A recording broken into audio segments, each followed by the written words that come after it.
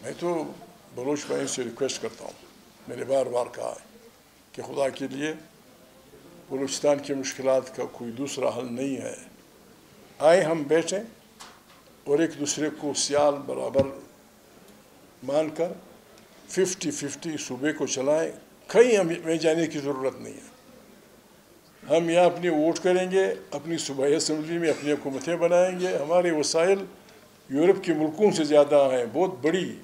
आए हमारे साथ बैठें, पश्तून बलूच भाई भाई हैं, बार बार मैं रिपीट करता हूँ।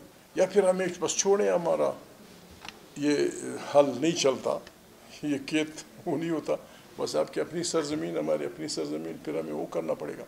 मैं तो भट्ट भाई ने कहा था कि मसलत पसंदी और इलेक्शन मैं तो अगर मैं इनसे डरता हूँ, अगर ये मेरी मानी इलेक्शन में हमने क्या करना है? इलेक्शन है क्या?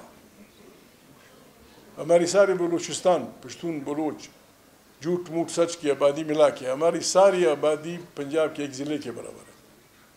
तो क्या खाक इलेक्शन क्या? सारे बलूचिस्तान की हमारी आबादी पंजाब के एक ज़िले के बराबर है। अगर सारे के सारे बलूचिस्तान की सीटें अताउल्लाह मिंगल की पार्टी जीत जाए तो क्या होगा? अगर सारी की सारी मैं जीत जाऊँ क्या कहूँगा? मैं तो बलूच भाई से रिक्वेस्ट करता हूँ, मैंने बार बार कहा है कि खुदा के लिए बलूचिस्तान की मुश्किलात का कोई दूसरा हल नहीं है। आए हम बैठें और एक दूसरे को सियाल बराबर मानकर 50-50 सूबे को चलाएं। कहीं हमें जाने की ज़रूरत नहीं है।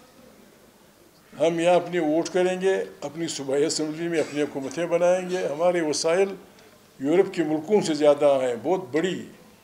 हमारी क्या आबादी है? क्या आबादी? अगर सारे लोगों को आप 30,000 हर घर को तनख्वाह भी दे दें, चल जाएगा। आए हमारे साथ बैठें, पश्तून बलूच भाई भाई हैं, बार बार मैं रिपीट करता हूँ।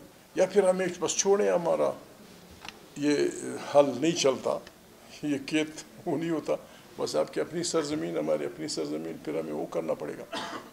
हम खुद बैठ के अगर बलूच भाई पश्तूनों के साथ भाई बंदी का, बराबरी का, जिसकी बुनियाद पे वो सिंध बलूच और सिंध और पेशावर और पंजाब के बराबर सूबे का हकदार अपने आप को समझता है, तो ये बलूच और पश्तूनी सूबे अगर बराबरी की बुनियाद पे मुआहिदा कर लें, हमें कोई सांप नहीं डस सकेगा। फिर हम इस सूबे को बेहतरीन अंदाज में चलाएंगे।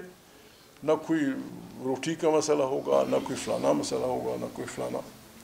बस हमारे बलूच भाई पता नहीं क्यों नहीं समझते हैं, मजबूर हैं, एहतियात करेंगे। अफगानिस्तान का जो आदमी बोल रहा था, अल्फाज उसके ये थे, पश्तो में थे, कि अगर आपकी कोई मुश्किल है हमारे साथ, हमसे बात करें।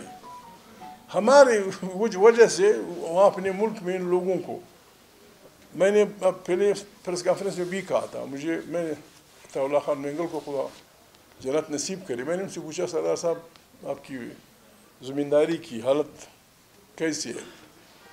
और तो ज़मीनें बहुत बड़ी लंबी चौड़ी हैं। उन्होंने कहा कि महमूद जान, वो सामने वाला पहाड़, उसमें एक चश्मा निकलता है, इतना क्यूसिक पानी।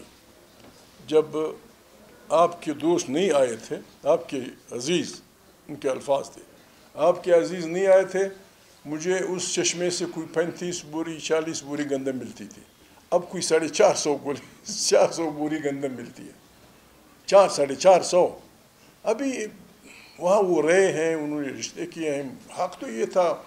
फिर हमारी कमेटी बनी थी नवाज शरीफ की हुकूमत में, मेरे ख्याल में इमरान खान के साथी भी हमारे साथ थे, MQM भी थे, हमारे BNP सब थे।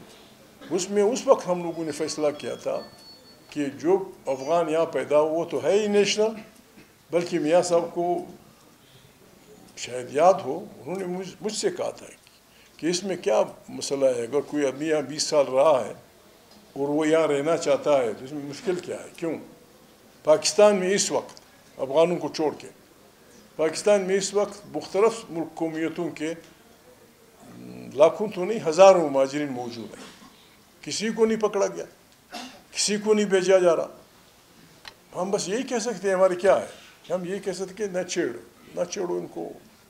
और अगर अपने निकालना है, अफ़गान हुकूमत से बात करें, UNHCR में इन्वॉल्व हो, بات کریں ادھر جنیوا میں جہاں بھی ہو، اس اچھا ریڈیوز آپ دیکھ رہے ہیں، دنیا کے ریڈیوز، گالی گلوچ. کل میں معافی چاہتا ہوں، میں ریپیٹ نہیں کر سکتا، ایک مولانا پشتون آدمی تھا، وہ شعر گالیوں کا شعر وہ مصرع مطلع اس کہتے تیری بیوی ایسی. پھر سارے شعر و شاعری میں گالیاں ایک دوسرے کو دینا، ایک تو کسی مجبوری سے ہوتا ہے.